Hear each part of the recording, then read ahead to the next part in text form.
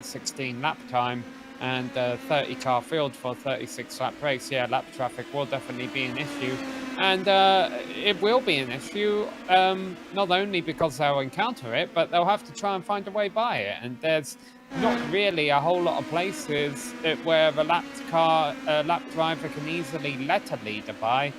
They might have to communicate over the radio, and you know, hopefully it doesn't affect the race. Hopefully we get a good race up front, but definitely something our leaders need to be wary of.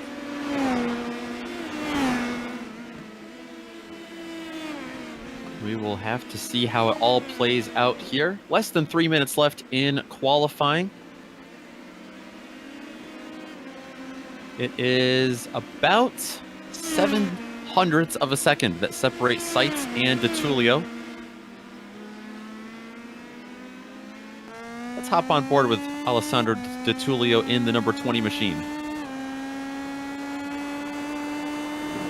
Going through the S's right now. That is going to be a big danger zone tonight, Sam. These cars like to snap out from underneath of you. You're going to need a lot of mechanical downforce through there. Yeah, that crest right there. There you see the guy in front of DeTullio's lost it, and he's going to slam into him. That's very easy to do. We saw Jimmy Johnson do it in real life at the IndyCar race a couple of months ago. And if you've played iRacing long enough, you've done it. I can tell you for sure I've done that. Absolutely. That was Joey Haynes that he collided into. He's running 21st overall right now in the 99 machine. Never seen Greg Seitz coming across the line. Yeah, we've seen that elevation change here at Barber catch a lot of people out. Even caught, I believe it was Joseph Newgarden, right? Catch him out at the exit there of the first couple of turns. Yeah, possibly. The problem with the crash this late in qualifying is you don't have enough time really now to go in and get yourself a new car. Right, yeah. So here we go, the final minute of this qualifying session. Right now, Greg Seitz on provisional pole ahead of Alessandro DeTullio, David Holland, and Dave Menino.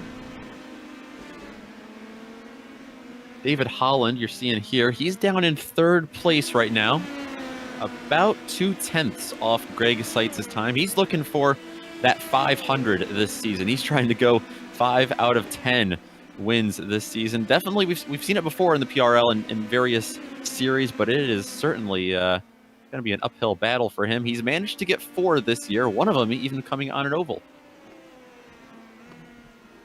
Frank Nguyen practicing pit entry here, which is something you do have to do at Barber. It's not the trickiest pit entry. Oh, there we go. Greg Seitz just improved his lap time. But you don't want to get it wrong because there's walls around you on both sides, and that would be a very awkward ending to your day. Checkered flag is out. Here's Vargas coming across the line, trying to improve on his lap time. Owen Watts, you see there going to the pits. Byron Daly in 12th place. He will remain there, it looks like. Worth noting that Dave Peterson did jump up to the top of the AM class, and as I say that, Nick Horvath pushes him down. Wow, that is... qualifies a pro driver. That is a big bonus point for him. That cuts that standings lead down to 19 points. Still a stretch, but definitely, I mean, 1 point's definitely going to help him. Not impossible. Hugo Glaz back in 26th. Looks like he will stay there. Greg Seitz coming across for his last qualifying lap, and he improves by a 10th. Goes up to a 1:16.7. Yeah, and he set a new fastest time the lap before, so he obviously had just found his rhythm, got a couple of clean laps in, and was able to continue to improve his time. Not that he needed to do so, to be honest, so no one else has been able to break into the 1:16s, but still a nice little moral victory there by Greg Seitz to open up a 0.2 of a second lead in qualifying. Yeah, he got those tires warmed up at a really nice time, and it looks like that will give him the pole. I think that is everyone across the line. So let's take a look at the grid. It is Greg Seitz and DeTulio on row number 1. David Holland and Dave Meneno, they're 3rd and 4th. Owen Watts will round out your top 5. Frank Newen is going to be alongside of him in 6th. 7th and 8th go to Ethan Lampe and Julio Palacio. Daniel Cranefoos and Raymond Day will round out your top 10. Stefan Varadi will line up in 11th place ahead of Byron Daly. Alex Fournier will lead row number 7 off ahead of Adam Wright. Mark McDonald is 15th, and the aforementioned AM driver Nick Horvath will start from 16th place ahead of Sebastian Maria. Dave Peterson will be 2nd in the AM class, starting 18th overall ahead of Sean Duhamel and Kevin Norris. It is Joey Haynes and Aaron Roofs behind him, Brent Accord and Brett Barrett back in row number 12. Takeshi Kita and Hugo Galaz, 2 veterans of PRL, going to be back in row number 13. Donald Olson and Neil Alexander right behind them. Lucio Vargas and Tyler Gore will round out your top 30. 4 drivers here starting at the very back. David Hebert, Tyler Scurali, Matthew Gunderson and James Daughtry. No time from Daughtry. You can see Tyler and Matthew's lap times are quite a ways off, so don't know if that's intentional or not. They might be opting to start from the back to avoid any kind of trouble, because we do have a large field here and a very tricky opening complex of corners. Absolutely. They will get one full lap, one full pace lap to take a look at the track one last time. Their track walk, if you will. Looks like everybody's in the session, so just waiting for everyone to make their last minute open setup changes. Looks like Seitz and DeTulio, our front row, is ready and set to go. Just waiting on a couple extras. That iRacing pace car, waiting for the cue to roll. Yeah, Sam, you mentioned just how tricky the opening complex is here. I mean, really, when you're running by yourself, let alone when you're surrounded by 33 other cars. They've got a lot to handle in these opening laps. Yeah, but it's not just the opening complex, it's also the closing complex as well. You know, there's a few corners that lead into the straight, and when the green flag flies in a lap's time, there's going to be some drivers kind of caught in the middle of those turns. So, you know, hopefully everyone gets off to a clean start. We might end up with a little bit of a jumbled field going into the opening corner.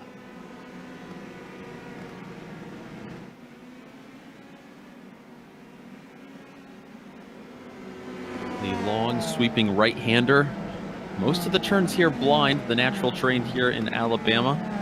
They might not be able to see the track. They will see the beautiful sculptures in the museum here, but that might not be what the drivers want to be focused on, at least for the next 45 minutes, 36 laps. Yeah, so here you get an idea from this camera angle of a crest. It's kind of a blind crest as they come over that hill. That's why that IndyCar wreck a couple of months ago was so big. And then they go down into this left-hander, you know, downhill braking zone, so you don't have as much grip. You'll end up with some locked tires there. You saw even on our warm-up lap a couple of drivers getting their tires locked. A lot of weaving going about here. These tires do take a little while to get up to temperature here. And at a track where you definitely want mechanical grip here, you want your tires to be nice and warm to be doing their jobs as quickly as possible. I almost wonder if that means you won't see that many tire changes during the mandatory pit stop during this race, because the drivers might not necessarily want to be out there on cold tires during the middle of the event. Yeah, it might set them back just a little bit. There you see our weather. That's about 80 degrees Fahrenheit track temperature they're dealing with. Partly cloudy, so we might get some glimpses of sun, which of course will heat the track up. They've got some more sweeping crests here. The S's, though, always fun, at least from our perspective in the booth, at least. Yeah, that's what I'm going to say. For once, I'm actually glad I'm a commentator instead of a driver. Yeah, now you like Barber. A little bit more. Well, we've got 36 more laps to convince you. For these drivers, maybe the opposite opinion when it's all said and done. It is Greg Seitz in control. He is already getting on the loud pedal as a spin from behind. Many spins from behind. Lots of drivers racking it up behind there. chaos ensues on the front straightaway as we are green from Barber. And Nick Horvath is involved in it. He's upside down, rolling. That's the blue car in the middle of the field. There is the guy who was challenging for the championship in AM. Seitz, DeTulio, Meneno, and Owen Watts is your lead group, your top 4. Down into the hairpin for the first time. They all get through cleanly. Meneno is able to hold off Owen Watts there for 3rd. Yep, the damaged cars I'm seeing in the pits are Frank Nguyen, Ethan Lump, Daniel Cranefuss, Raymond Day, Stephen Verardi, Nick Horvath, Kevin Novice, Brett Barres. So multiple cars in the pits, some starting up the front, some towards the back. Collected a bunch of them as off from 2nd goes Alessandro. DeTulio able to hang on to it, hitting those curbs hard in these low-to-the-ground cars. Definitely offsetting them. Yeah, these drivers really have to be careful on their tires, especially after they see what just happened to about half the field. You see Meneno peeking out just a little bit there. Lots of drivers are going to be heading to the pits to get some damages repaired if they didn't have to tow already. It's Greg Seitz leading lap 1 at Barber handily. Yeah, well, it's David Holland who spun that kind of triggered that all. Holland has got going again. I think he's down in 10th place as he completes lap 1, and now you get time in the scoring, which of course is still a little bit jumbled up because of all the cars that towed into the pits. Yeah, I actually don't think Holland hit anything. I think he did a complete 360. Oh, Meneno in trouble. He has gone off. Finds himself beached for the time being. He's got to wait to get back out on track. I'm not sure if he's waiting. He's kicking the dirt up. He might be stuck. That's a proper beach in there. Yeah. Wow, and Meneno has to tow. He goes from 3rd place back to the paddock for the time being. Let's see what happened here again. Just locked it up and touched the grass a little bit, it looks like.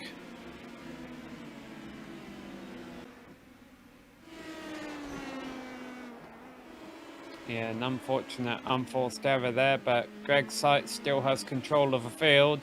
He might be hearing some drivers talking over the radio, but as far as he is concerned, this has been a nice, clean, calm opening to this event. So he puts lap number 2 on the board. It is for him, at least. He goes purple as the tires begin to heat up more and more. You'll see that. 48. McDonald has had a problem. He was running in the top 5, I believe. He got up to.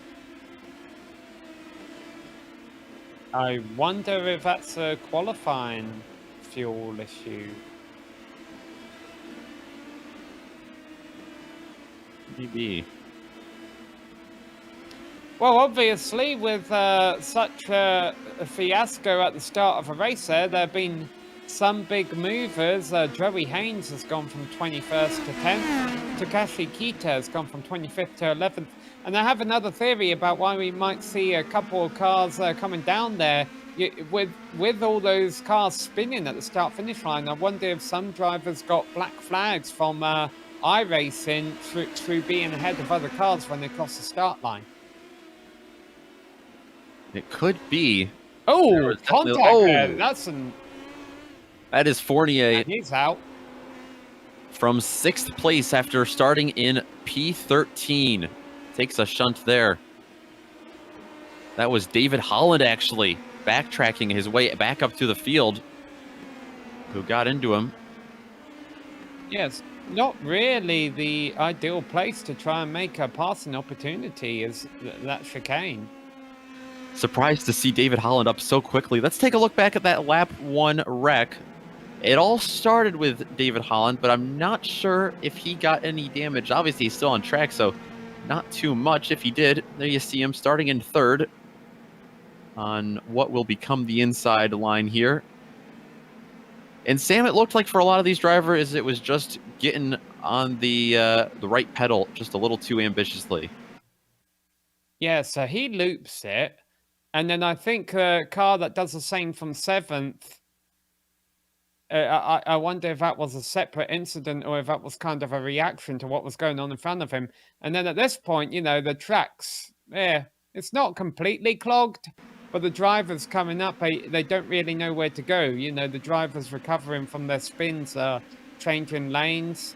And I think there was just a lot of miscommunication throughout the middle of the field that led to all those retirements you see on the left-hand side of your screen. Only 24, 23 cars, I think, now still on the lead lap. Yeah, definitely a lot of damage, a lot of chaos to sort through for a lot of those teams. Not the way several would like their season to finish. And like you mentioned, Horvath was taken out. That leaves Sean Duhamel as the AM leader, but he's got challenge from Joey Haynes right behind him. Takeshi Kita, that third car in picture, running the Pro Championship this year, but still, this overall battle for 7th, 8th, and 9th. Yeah, and our eagle-eyed viewers may have noticed Alexander's name jumping up to the top of the boards momentarily a moment ago. That's because he had to tow to the pits for a collision last lap at that corner they just went through, back there at Charlotte's Web. So still a lot of aggressive driving going on.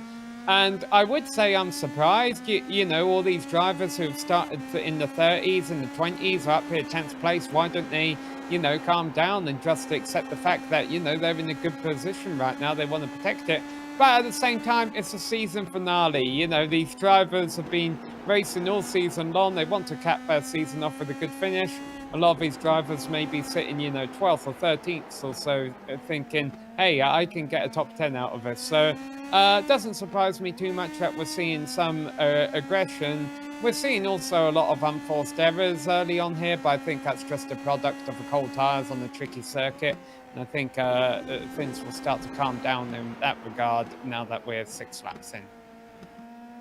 Especially for Joey Haynes, this race proves important. He is 5th in the AM standings right now. With the results as they stand now, he's bumped himself up to 3rd. So he could have a season-ending podium here if he remains 2nd, or, of course, if he takes the lead here.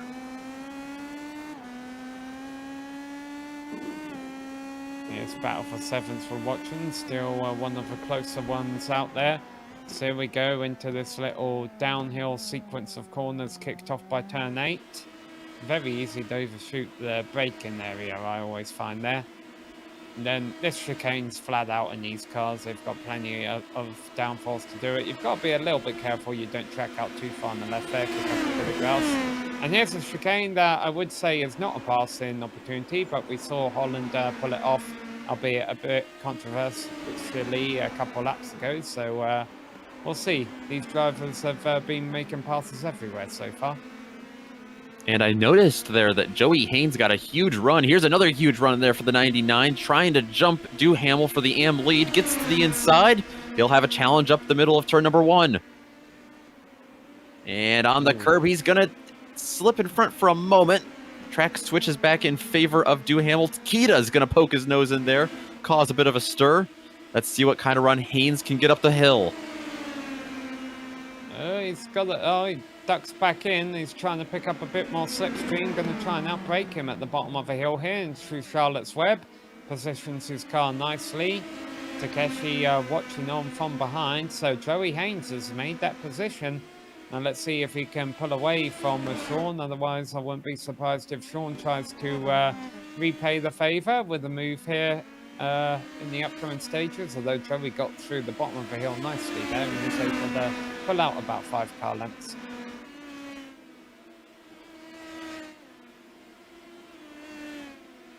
So Joey Haynes goes up into 7th place overall, takes the lead in the AM category for the time being. Gets a little sideways there, but he's all right. Alessandro Di Tullio is doing a nice job of keeping a little bit of a pressure applied to Greg Seitz. I know the gap is 3 seconds, but it's only opening up by a tenth or 2 each lap. I think, you know, the biggest concern I think Alessandro would have here is that Greg Seitz is kind of just managing his pace, you know, maintaining the gap. But it'll be interesting seeing what happens as the race goes on, because remember, we will have lap traffic later on, although granted, probably a lot less cars now that half of them wiped out on that opening lap. Yes, certainly. Di Tullio is the only other multi-winner here in the series other than David Holland this year. He's 15 points back from Herbino coming into this race. Oh, and it sounds like Kita got around Duhamel. Taking a look at that now, see what he can do with him. You see Takeshi gets a good run and takes advantage of Duhamel. Maybe locking it up a bit, or did that come from Joey Haynes up ahead? It didn't seem to be on this, but obviously a very easy place to lock it up. We already mentioned the hard downhill braking zone there. So Takeshi really navigating his way through the field. 25th to 8th place. Obviously got a big help on the opening lap, but has done quite a lot of hard work as well. And we'll see if he can keep going forward. Another driver who may join him is Brett Accord, who since Duhamel was fading back a little bit here, Brett Accord would be the next one to pick him off if Sean continues to fade. He's running in 10th place right now in the number 151 AM car. And that is all after starting 23rd in this field. That first lap mayhem definitely opened up a lot of opportunity for some of the drivers we don't always see all the way up here. Lots of big movers.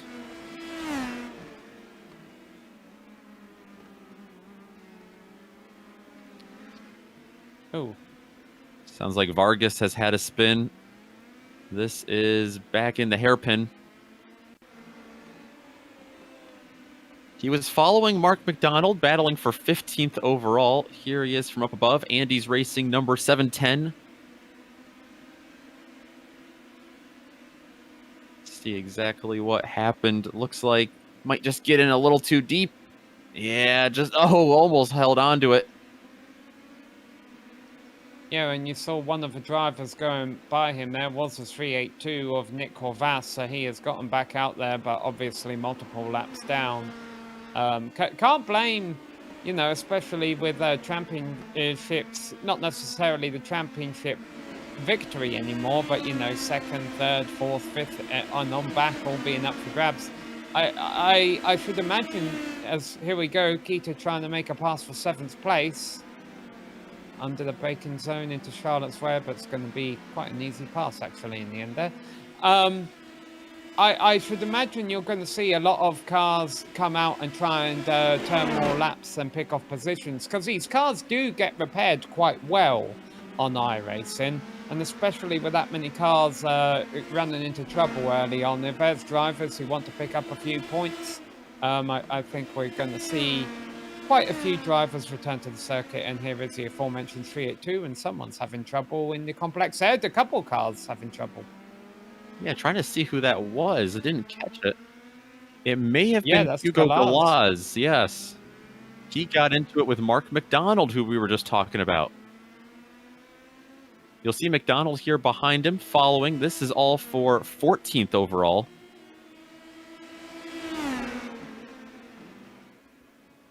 That is a passing zone, but not that late. Wow. Oh, and I think Galaz does have some kind of damage, because as we go back live, he's just had to spin in the final chicane. He's trying to get his car going back the right way again on that curb.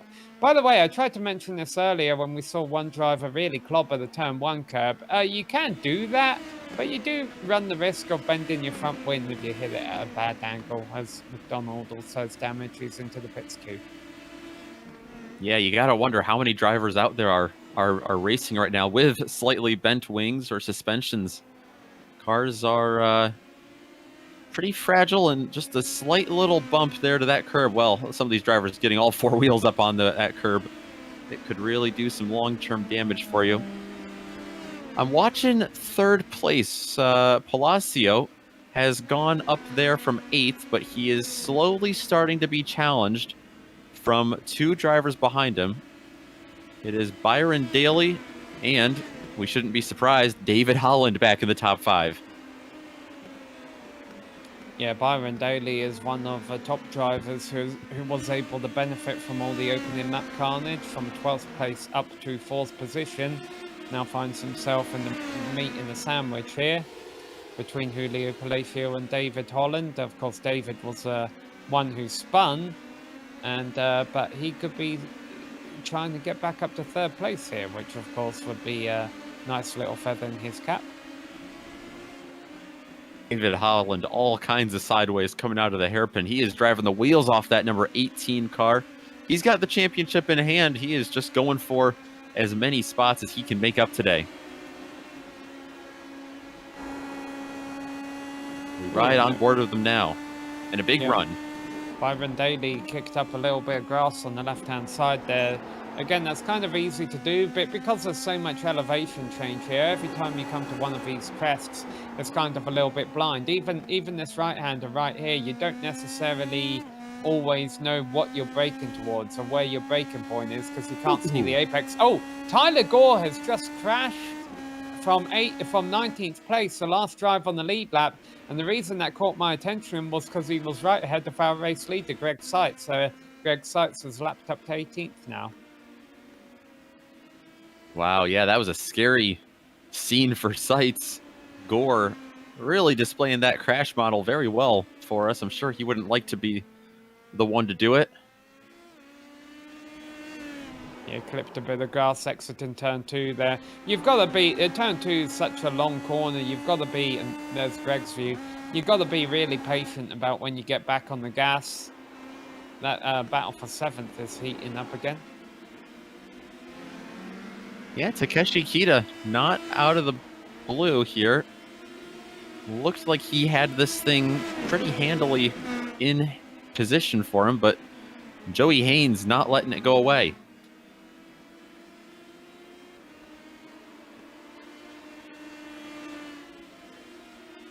And he's still got a little bit of pressure from behind as well. Nikita really taking a lot of curb on the right-hander there.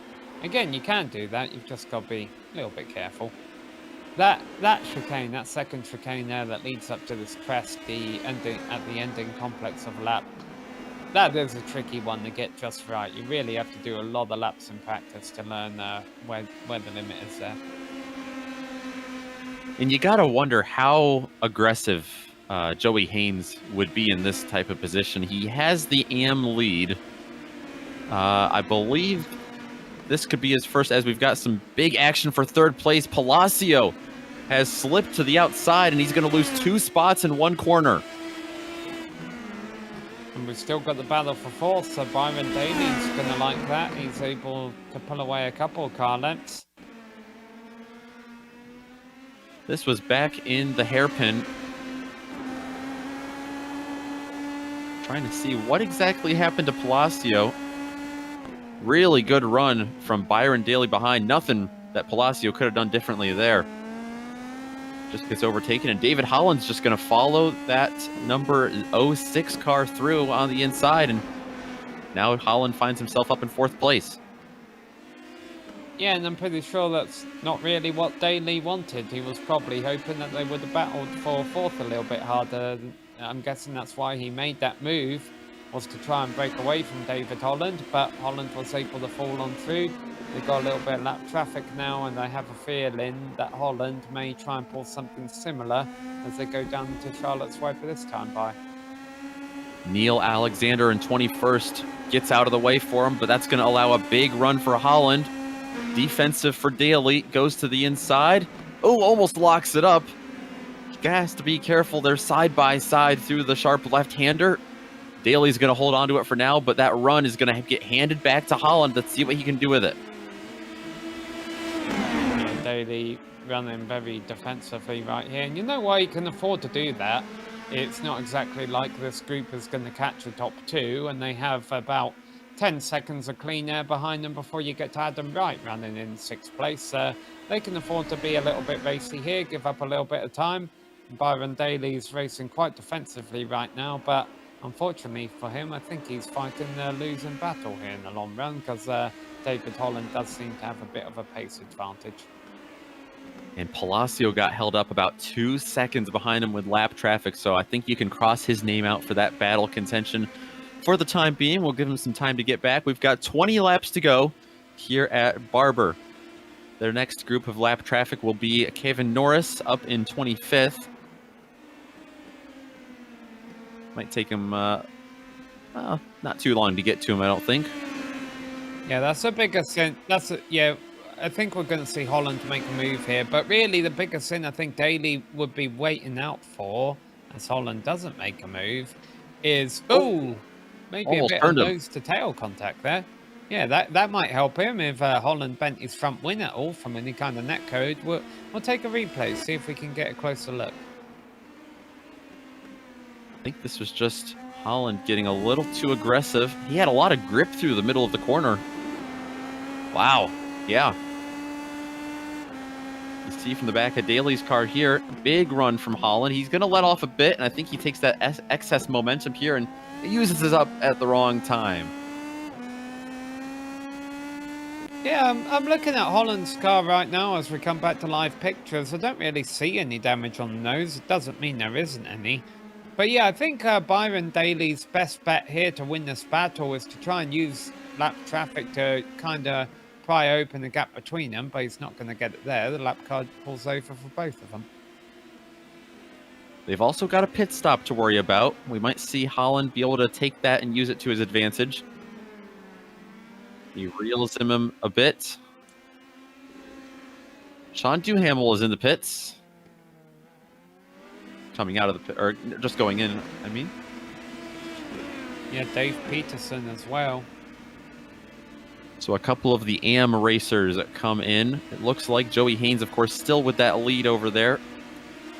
So we'll have to see if anyone's able to jump up and challenge him any further. He's got a pretty comfortable 4-second gap over Brett Accord right now.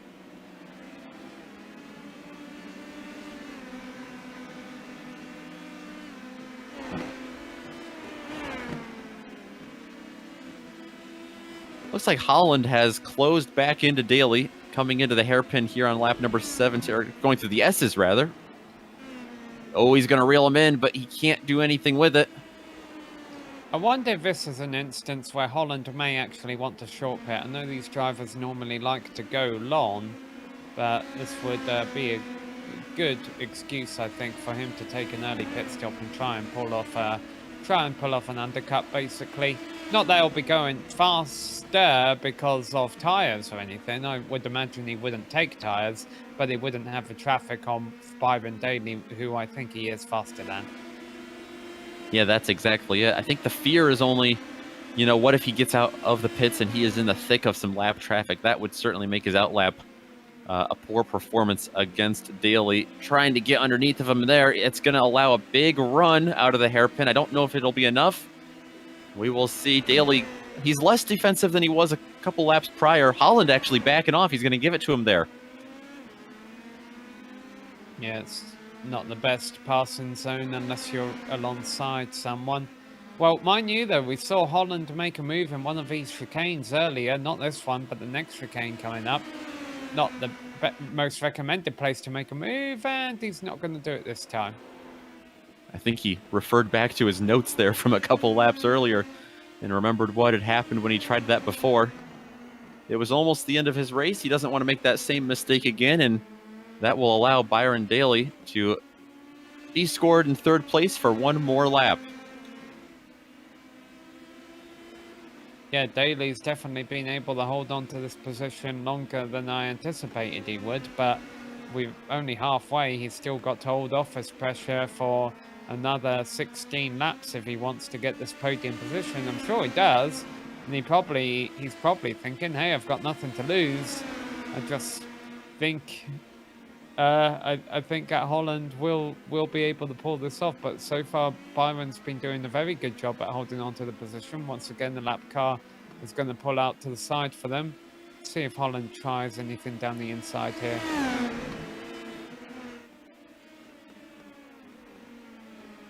Not yet.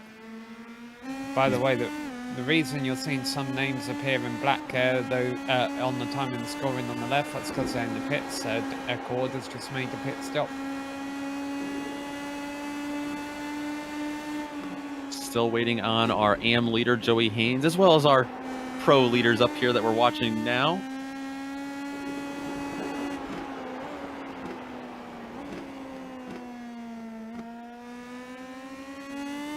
David Holland wouldn't be saving any fuel here, would he? Yeah, I mean, I doubt it, but It's always a possibility, you know. Not intentionally, at least. Yeah, yeah. I mean, here he might as well just lift and coast to make sure he gets a nice round on the exit. He's not able to do that though.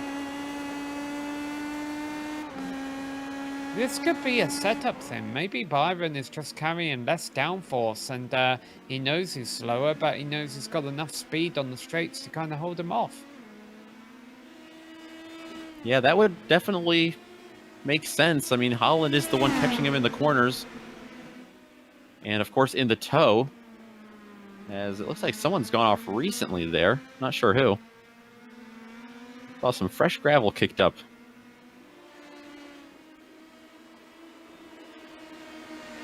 Your one driver, oh, he's coming into the pits now, but one lap car not too far ahead of him, Tyler Scurali actually had a spin on the front straight last lap, but kept it off a wall. But he's came into the pits now, so these drivers won't have to worry about him.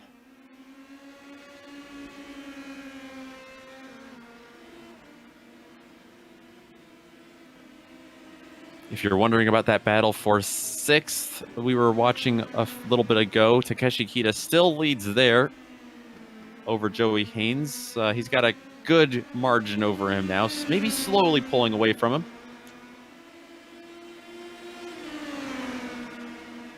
This would be a phenomenal finish for both of those drivers. Kita up from 25th to 6th.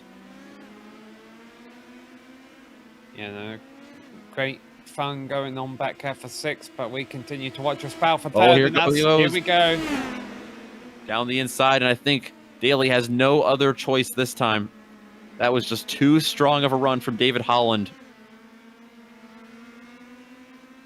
Let's take a look at this one again. This was a really strong run out of the hairpin. Didn't need any toe at all. Got him side by side, and yeah, Daly just wasn't set up then for the corner.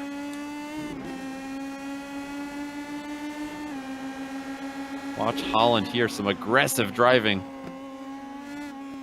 Ooh, a little bit of a wiggle there, going over the curbs. But 3rd place for him nonetheless. Yeah, I noticed he definitely threw it into the corner. He's in the pits. Oh, and now he's into the pits. Okay.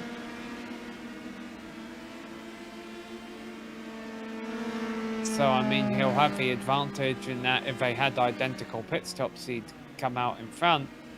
And now, really, what's going to make a difference here is what kind of traffic he gets dropped out into. I'm not sure I like that idea of taking tires. Greg Seitz has also come in the pits. And he is back out, actually on his 2nd lap out, it looks like now. There's 2 reasons I don't like that idea of taking tires for Holland. He's a much smarter and faster driver than myself, but first off, there's only 13 laps left to go in the race. And secondly, if he really wants to pull off some kind of undercut, he's not going to be able to do that on ice cold tires. Yeah, that's true. We saw him on ice cold tires before, and he found himself maybe celebrating his championship a little early with some donuts. Had 36 laps to go still. As we see, is that DeTulio coming in the pits now? Daly, rather, from the lead. He had the temporary lead, of course, with everyone else cycling through. Yeah, so this is a battle we're going to want to keep an eye on. He's responding to Holland here. He's going to take tires too. Holland is navigating his way through the last couple of corners. He's been able to keep it on the track. Again, though, I'm not sure how fast he's been able to go on these colder tires. Let's see how it emerges. There's Daly exiting. I think he's going to be ahead. But now, of course, Holland has the advantage of that. He's had 1 lap to warm up his tires. So let's see if he can make advantage of having slightly warmer tires. But now he's got to do this all over again. Just creates more fun for us to watch. That's why he did it.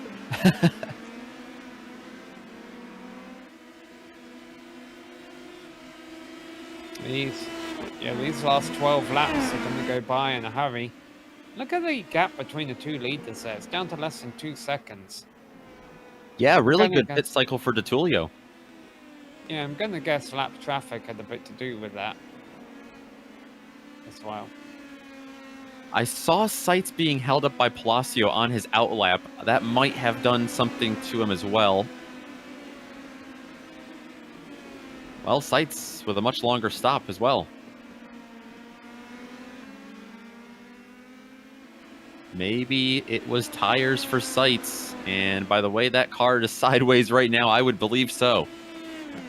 Yeah, it's probably a little bit of insurance he was able to buy himself with that 3 or 4 second lead he had. You know, he could afford to make sure he topped off with enough fuel, maybe even take tires, give up a little bit of, you know, give up a little bit of time driving out there on cold tires, but he knows the car's not going to fall off a cliff by the end of this race. Yeah, absolutely. If he's certainly more comfortable with that, you know, you've built up that lead you've worked hard for, go for it. Remember from last week, it was Sights and DeTulio it came down to at Spa. It was Sights emerging on top of that one. It looks like so far might be a repeat this week, but we've got well, about 12, 11 laps here soon to fight it out. So still got a few close battles on the lead lap. Obviously, we're slowly but surely watching third and fourth closing on each other again. Adam Wright has kind of emerged victorious in that battle for 6 we've been watching all race long. He's 4 seconds ahead of Keita and Haynes in the battle for 6th, 7th, and 8th. So he must have had a nice pit stop. Keita and Haynes, very similar to what they looked like before they pitted. They were just about 3/4 of a second separate and pretty much identical to where they are now after the pit stops. And of course, in 12th place back there will be Dave Peterson, now AM Championship leader, who should end up being the champion in a few laps' time. So we give him some screen time, and there was almost contact at the bottom of the hill for third, and into the gravel has gone David Holland. He overshot the brakes, almost ran into the back of Byron Daly, and so I've been criticising Byron a little bit, saying I think he was fighting a losing fight. Well, we may have just won that. This will definitely help him big time. David Holland with a rare mistake here. As we watch on board what happened from his perspective. Wow, that was close. Getting in there really hot. Well, someone had already made some gravel marks for him in pretty much the same place, so he's probably able to use that as a groove. It's a good thing he didn't lose any more time, to be honest. He only just got back on ahead of Julio Palacio. Yeah, Palacio going to be trying to get this spot back. Remember, he was up in third after inheriting some spots after lap 1. And now he might have a chance to reel him back in and steal away 4th place.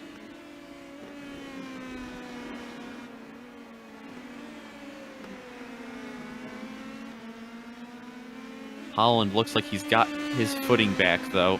And that is going to be a tough one to reel in, especially someone you've already lost a spot to earlier in the race.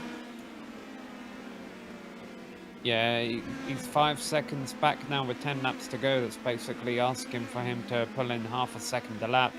I think Daly would really have to get held up by lap traffic or make a pretty big mistake for that to be possible.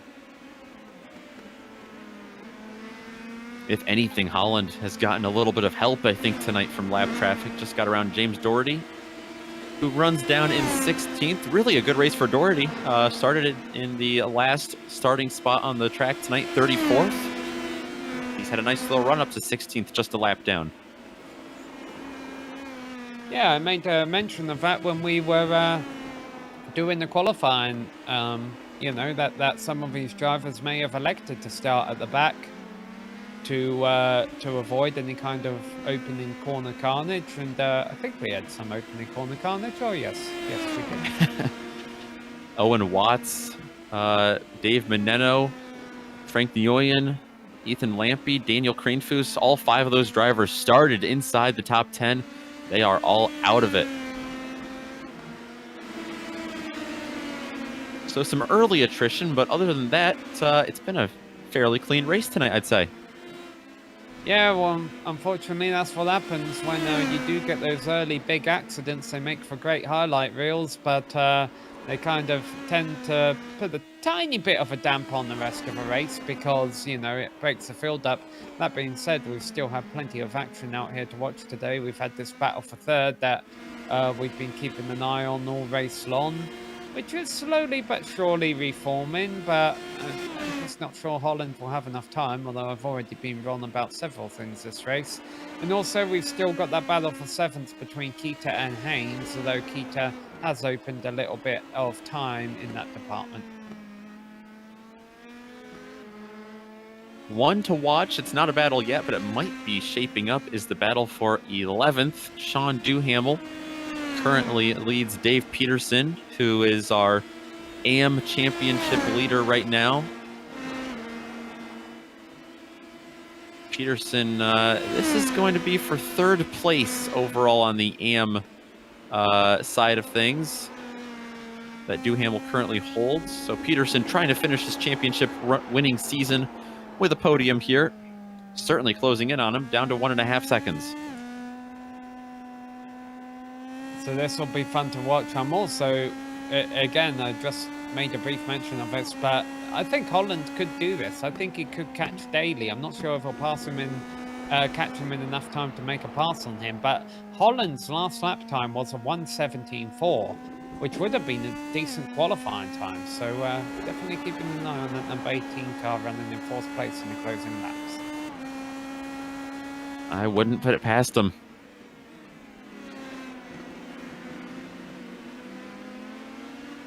Takes a lot to win. Oh, and Holland is in the grass. He has saved it. He wasn't sideways, but all four wheels were off in the turf for a couple of seconds. That has got to be heart-stopping for him. Let's take a look at this again.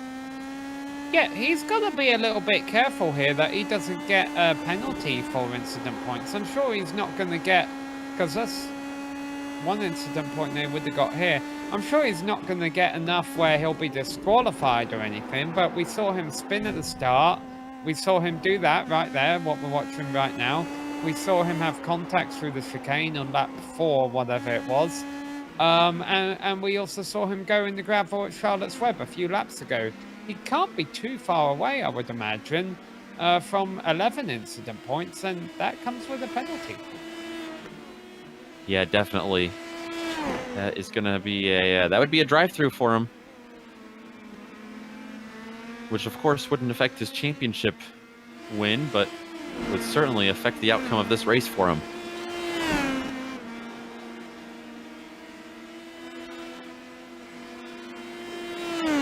So with 6 laps to go, let's jump back to that battle we were watching a dozen laps or so ago. It was Takeshi Kita, and instead of Joey Haynes, it is now Sebastian Merrier. Yes, nice job by Sebastian. I mean, he started 17th, he's up to 8th. Sounds impressive until you consider what some other drivers have been able to do here today. But you know what? Yeah, it is impressive. It's a nice solid run he's had going. And you know what? It must have been a quiet run, because I think this is the first time we've mentioned him today. Yeah, he just got around Haynes, but I don't think Joey's going to let that one go for long. Of course, he's not directly battling with him. Sebastian in the 25 car there running for the Pro Division this season. Haynes not trying to throw this one away right now. He's got an 8-second lead right now over Brett Accord, who is back in second in the AM class, 10th overall. And I think Peterson has caught up with Duhamel for 11th. Third place overall in the AM category. Our champion in the amateur category this year, Dave Peterson. Trying to look to the inside. I think he's too far back, yeah.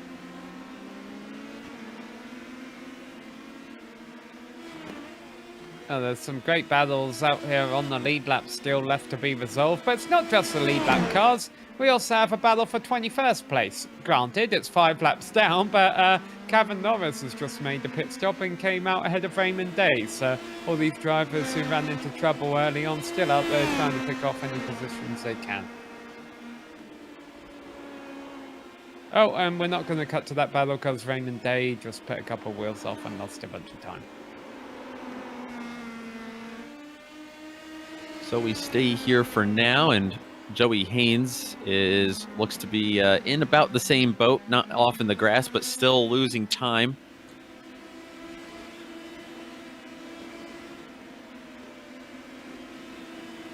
Yeah, the daily Holland battle it's going to happen. Holland is going very fast. We'll keep one eye on that, one eye on this. This is for 3rd place overall in the AM category. Like we were saying, Sean Duhamel leads this for now. They go uphill. They both have to blip off the gas for a split second. Dave Peterson with a big run, but it's not big enough. It's not like those David Holland type runs we were seeing earlier in the race. That's a very tricky left-hand. I know we talk about the braking zone into it a lot, you know, with the lockups and the downhill, but it goes on for a lot longer than what you think it does, and sometimes it's harder picking up the power at the right time. Yeah, there's a lot of tricky things about this circuit. I can see why people like it. Some people. This is Tyler Gore lap traffic, just a couple of car lengths ahead of him.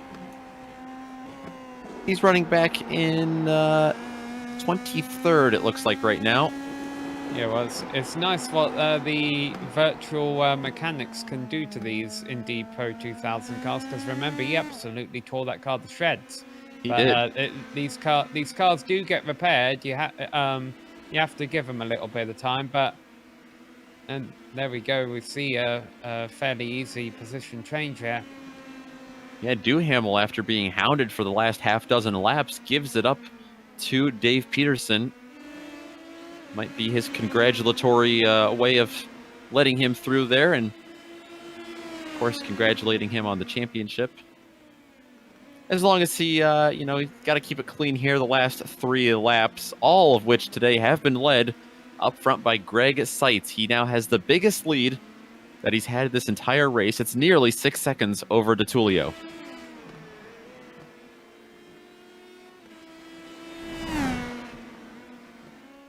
Another 7/10 of a second out of Daly's 3rd place finish. David Holland took the last time by.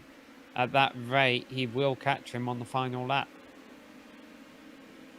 This is going to be a very good race for Byron Daly, whether he finishes 3rd or 4th. Back in 8th place this year in the standings coming into this. Looks like he's going to bump up at least to 7th with this. So a good showing there for the NinjaTrader esports driver. So much early attrition. If these guys tangled right now, the worst they would finish is 18th.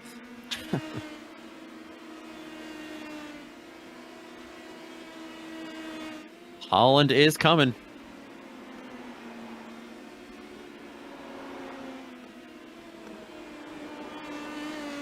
He has the comfort of being the series champion to go all out these last few laps. I think he's been doing that with that mentality all 36 laps tonight. We've seen him sideways, off track. There isn't much of this track he hasn't explored, and I don't think he's doing it for the art museum.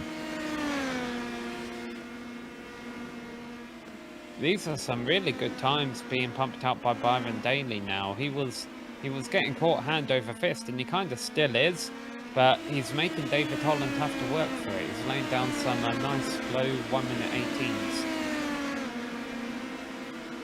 Time is running out for him, though. He's only going to see Charlotte's Web one more time after this one.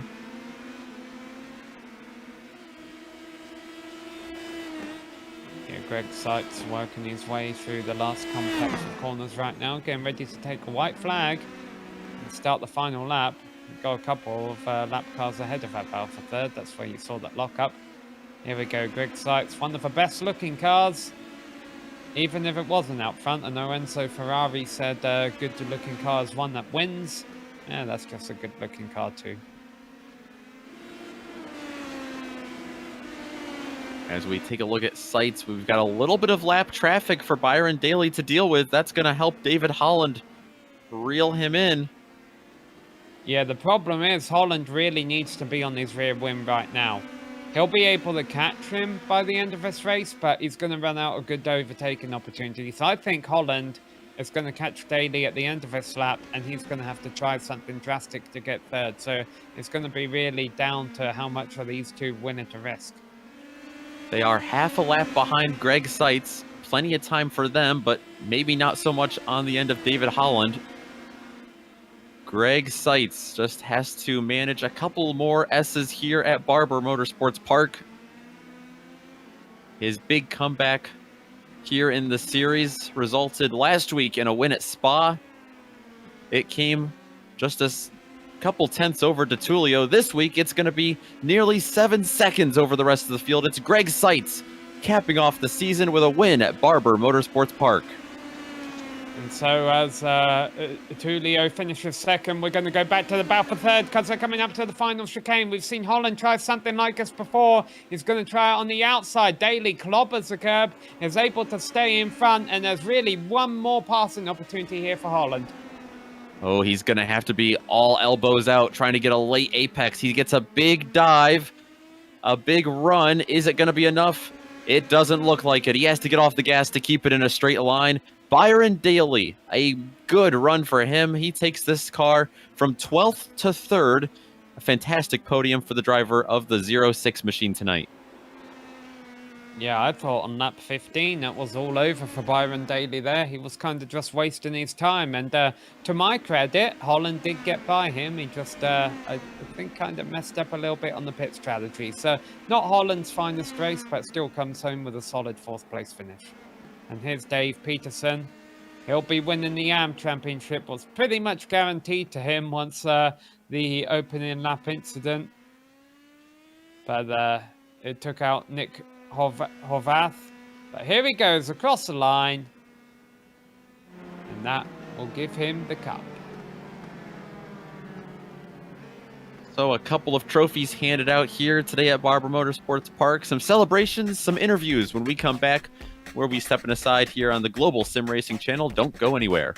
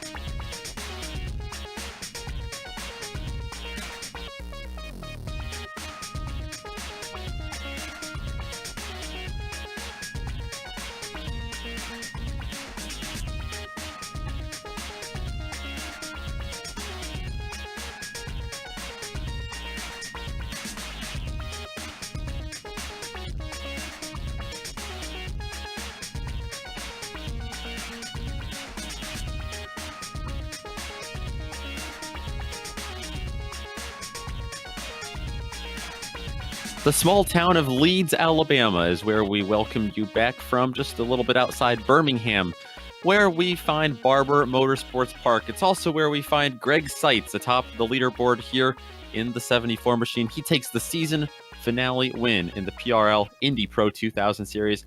Alessandro DiTullio, just not enough today from him. He finishes second. Byron Daly finishes third over a fantastic battle with David Holland. Julio Palacio going to be right behind in fifth. Sixth goes to Adam Wright. Had a quiet day coming up from 14th.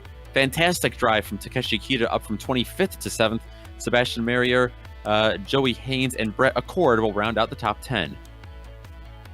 Then in 11th position is the last car on the lead lap by the AM champion, Dave Peterson. Then we get to the drivers who are one lap down. There's only a few of them.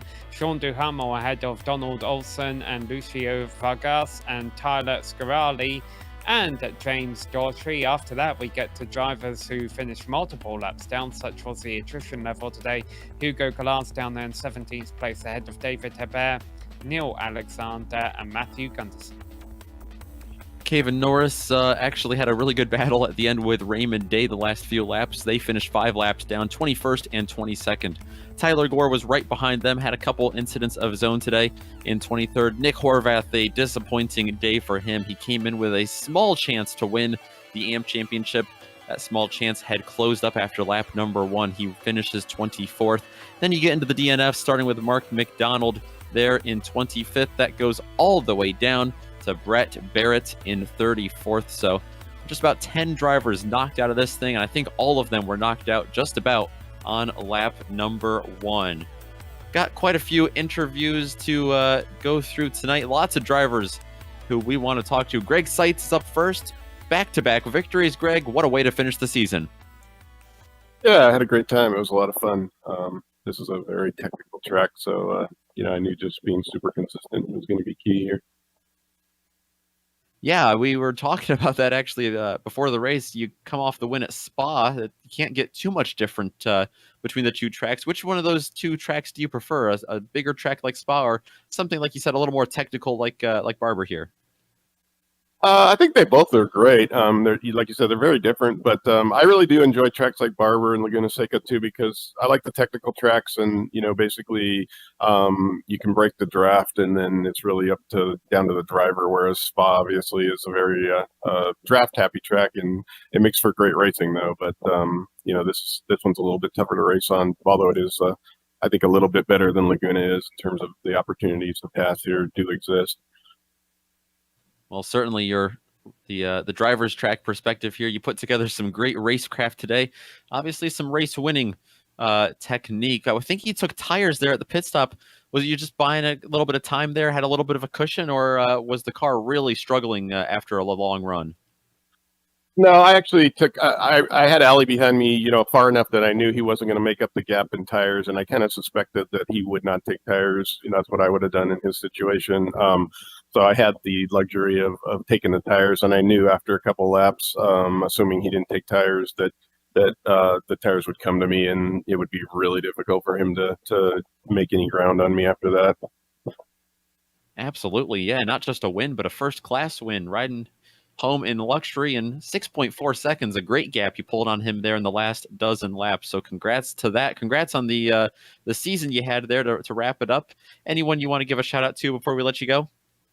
Yeah, I would thank Ali for he provided great pressure behind me, so he definitely kept me on my toes the whole race. And it was unfortunate, what happened to David at the beginning. I think he would have been in there for a really good race too. But I want to thank my team, Rest Racing, all the guys there. We're kind of a close knit band, and we practice together and have a lot of fun together. And then I want to dedicate the rest of the season to my wife Linda, who passed away, and my kids as well. Oh, very nice, Greg. Well, certainly a fantastic season that you were able to put together, and very good stuff today. What a way to end the season. Yeah, thank you so much. That is Greg Seitz there, coming home with a big win today, back-to-back, and coming home with back-to-back in another style, Sam, is Ali DiTullio, who winds up in second place. Hey, guys. Hello. Congrats on your second place finish here. Thank you. Yeah, it was a tough race. first of all, congrats to Greg. He had a really good pace, and I knew from the start of the week, looking at the times during the week and the officials, that he was going to be the guy to beat. So I knew it was going to be a tough challenge, and it was. So yeah, congrats to Greg. Obviously, your job was difficult keeping up with Greg, but your job got a little bit easier, I should imagine, when you saw third on back kind of spinning behind you as you came to the green flag there. How tricky were those opening couple of laps there with the cold tires? We saw a lot of drivers making mistakes early. Yeah, I saw David made a mistake on the start, which, yeah, it was unfortunate. And then I made a mistake also, I think, on lap 1 or 2. And I don't know what it's called, the corner, but it was a chicane. And I just went straight off. So luckily I had no damage or anything, but definitely those first couple laps are very tough and with the cold tires. Now, it looked like lap traffic was being quite well behaved today, was getting out of the way for yourself and also Greg Seitz.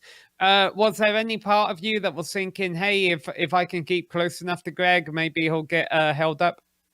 Yeah, I was definitely hoping for that. Yeah, I was just waiting. I mean, it's unfortunate that nothing happened. I don't want anything to happen, of course, but I was hoping for a lap driver to sort of keep him up and for me to try to get in the draft. But yeah, I mean, that didn't happen, so I didn't really have much of a chance. Yeah, well, still, a second place is a nice way to finish off a season. What are your goals heading forward? Well, my goals for next season, as I'm taking part in the GT3 Championship, which is a new car for me. So I think next season is going to be, again, all part of experience. This season was my first season in PRL.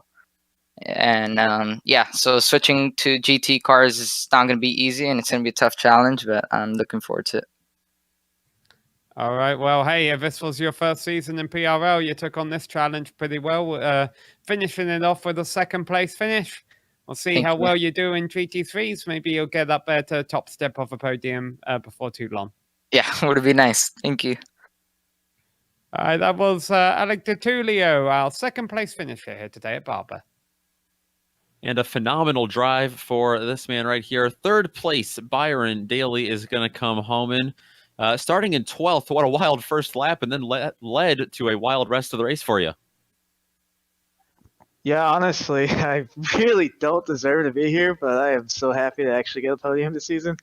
Just got really lucky, honestly. The wreck at the start kind of sent people scattering. I went through the grass there, and just fortunately nobody ricocheted off the inside wall and collected me. So just got lucky with that, made up a few positions on the racetrack, and then it just became playing, blocker for a while, just trying to hold off a guy who's way faster. Like David is so good at these things and just makes a lot of speed. And it's just luckily at Barber, it's just a real hard track to pass at. So just kind of got lucky there. Did you have any idea what the pit strategy was going to be like for you? We saw, of course, David Holland get around you momentarily, but he dove straight to the pits. What were you anticipating there? Honestly, I thought as soon as he got by me, he was going to do another lap and just kind of yank me. And he, when he pitted, I thought, okay, well, this is my chance to maybe make something happen on the in lap, and it wasn't really the greatest in lap, but I guess I just did a decent job snaking into the pits and all that stuff, and ended up back in front of him. So this time I thought of myself, all right, well, the pit strategy part of it, honestly, I was just running to the end of the field run until it was dry. But from that point forward, it just became a race to survival, really, just trying to keep the thing on the road and push as hard as I can. And that you certainly did, and did well. I know you came into tonight, I believe it was 8th in the points. I think you're going to be up to at least 7th, maybe a little bit higher. Thoughts on the overall season? This was a great way to finish it. Oh, yeah, exactly what you said. Thanks to NinjaTrader Esports for letting me be a part of the team this season. Definitely made it a lot more fun having guys to compete with. And yeah, it was a little bit of a struggle. I mean, honestly, like all the guys on the Delta Sport team, they do an amazing job of like having, the cars are fast, the drivers are fast. Most weeks I'm lucky just to hang on to their train. So when people make mistakes. Luckily, was close enough most of the season to pick up the pieces. And this is a great way to end off. And looking forward to the next one. We're looking forward to watching you up from the booth. That 06 car has had some great races here recently in racing history. Byron Daly coming home with a third place finish today. Our last driver to talk to tonight is with Samuel Ryman. Dave Peterson, our winner over in the AM Championship this year. Yeah, Dave, congrats on a third place finish here today. There was quite a lot of action, despite a lot of you guys being taken out on the opening lap. Yeah, it was a bit of an anticlimactic final race for the championship, but I had a decent points lead coming in, but Nick's really fast, so you never know what's going to happen. And honestly, I was a little bit bummed out because he was right in front of me. I saw him wreck, and it kind of bummed me out. But it's a championship, so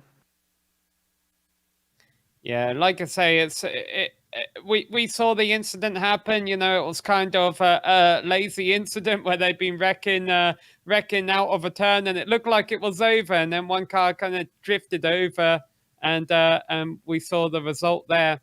But that being said, although it was an anticlimactic end, it was still a championship. Like you say, you put 10 solid runs together, and you've came home with this finish has given you the cup. So congratulations on that. And I guess my question needs to be, where do you go from here? On to the F3. After that, I knew it was all I had to do was basically not make a mistake. But then we turned our focus to trying to make. We were tied for third in the team championship, which was our other goal. And as right now, I don't know if we got it or not, but that became the focus, was just head down and try to maximize our points and see if we could end up getting third place for the team. So, I don't know. It's kind of a bittersweet deal, I guess. I mean, I lost my dad earlier this year, and also, thanks to you guys, he was somewhat homebound, but he enjoyed the racing and he liked to live vicariously through me.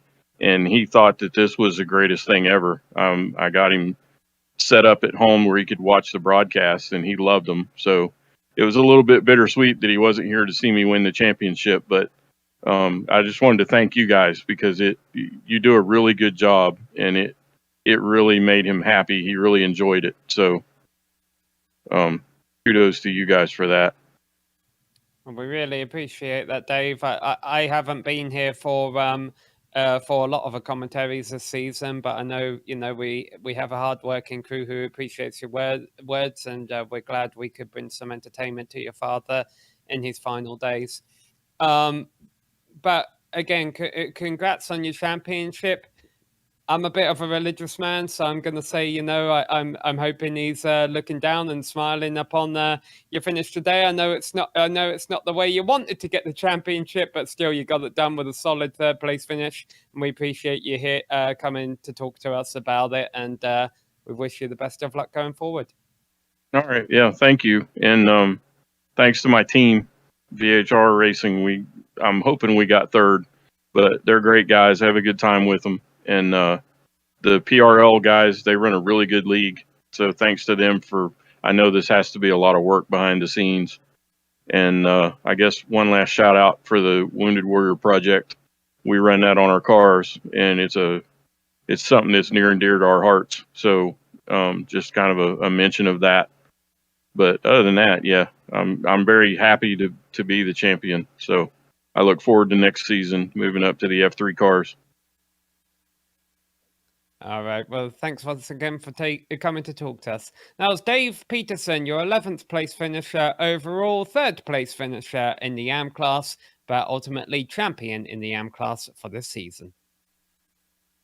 Thanks, Sam. Certainly some really awesome interviews there. We are very proud to do what we do here at GSRC, and we're certainly proud to have along the sponsors that we've had help us all season long with this series. First up, Simulation Motorsports Affinity. Find out how you can bridge the gap between virtual and real motorsports at SIMMSA.net. Also, NinjaTrader. Visit ninjatrader.com to get started with a risk-free trading simulator and start tracking your performance. Butt Kicker also has been with us all season long. Feel what you've been missing out at thebuttkicker.com. An additional thanks to all the amazing companies that provide the software and hardware that we use to create a GSRC production for you, listed here on your screen. We also, of course, want to thank the very talented June the Launch, who provides our music. See the screen to find her Bandcamp, where you can get more of her great work. And thanks to the crew today in the booth, Sam, Joe, and Dougie. Don't forget to check out the GSRC on social media to keep up to date with all the on-track action. You can do that at our website, globalsimracingchannel.com. You can also help show your support there by picking up some awesome GSRC merchandise. We're also on Twitter, Facebook, and Instagram, as you see there at the bottom of your screen. And of course, on our YouTube channel, you've already found us, so if you haven't done so yet, we invite you to scroll down just a touch and hit that big red subscribe button so you don't miss a second of racing. This series will be back in 3 weeks' time on Thursday, June 24th, so keep an eye out for that. With all that being said, thanks so much for joining us today, and until next time, race clean, race hard, and we'll see you on the track.